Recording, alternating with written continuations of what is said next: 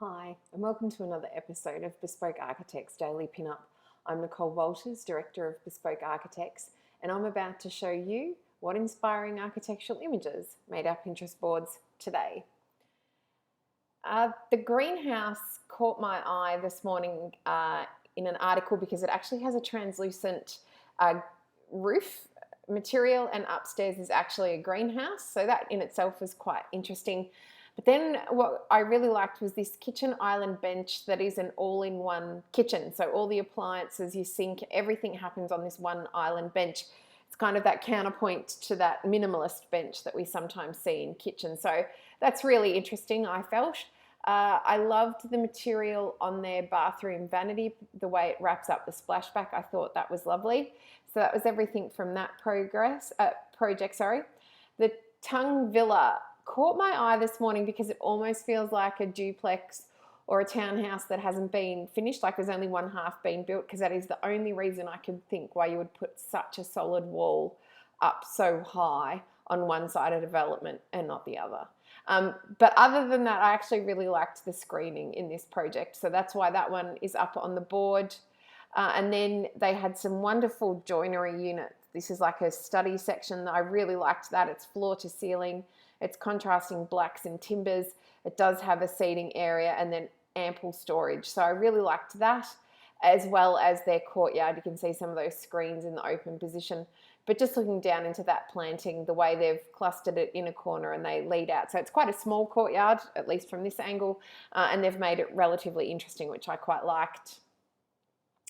The St Mark's Lane house, it was the form and the material that I really liked in that one today, and that's what led me to the article. And then the way that they've landscaped from the street to their front door, we can see it's going down and we've got these steps, and then obviously the up-down lights that I'm always a fan of that wash the wall here, which I really like.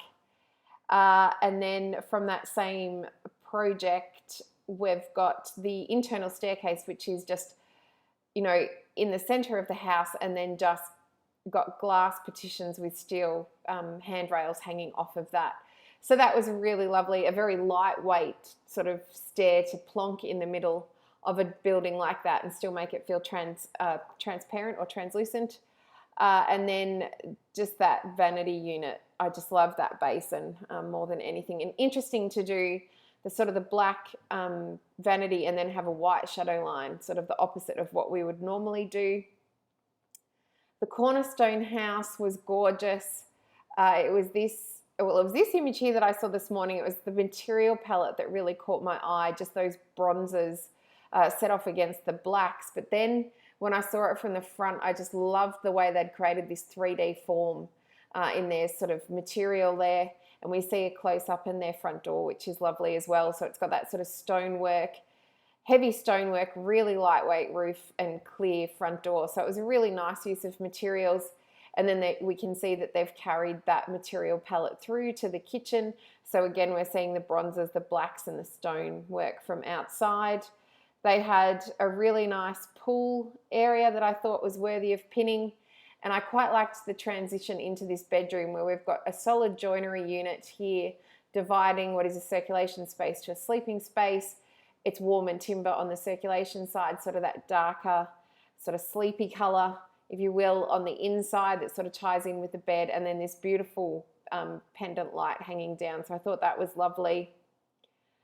The House of CMV was, I'm just looking for an outside image. It was this house here.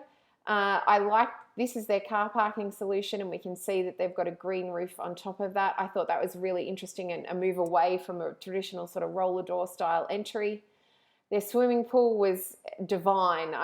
Cornerstone was beautiful. This was just paradise, I felt. So that's why that's on the board.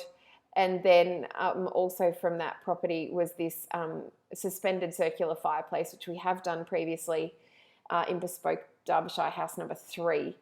So a beautiful fireplace. And then the last architectural project that I saw this morning was this one here. So this is the image that grabbed me. I saw it was like a suspended room. It's got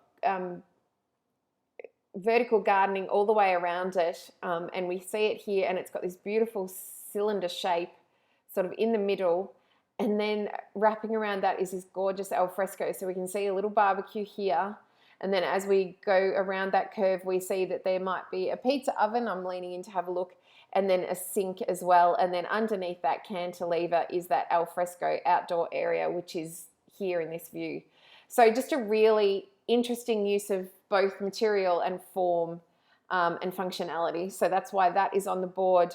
And then we can see their bathroom within that box upstairs. We can see the green vines growing on the outside, but just that round circular mirror in front of the window is lovely, with the light hanging off of that and then referencing that circular basin. I thought it was a really lovely vanity. But I will leave you with the Moby Dick armchair, which I saw this morning, and just loved it. It looks like obviously the tail of a whale here makes the backrest of the chair, and then the seat itself is padded. And that is everything that I have for you today on the Daily Pinup. As I said on yesterday's episode, I have been loading up the videos.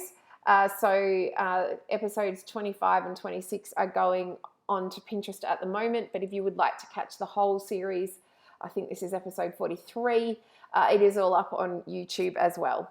So thank you so much for joining me. I look forward to talking to you again tomorrow. Thanks. Bye.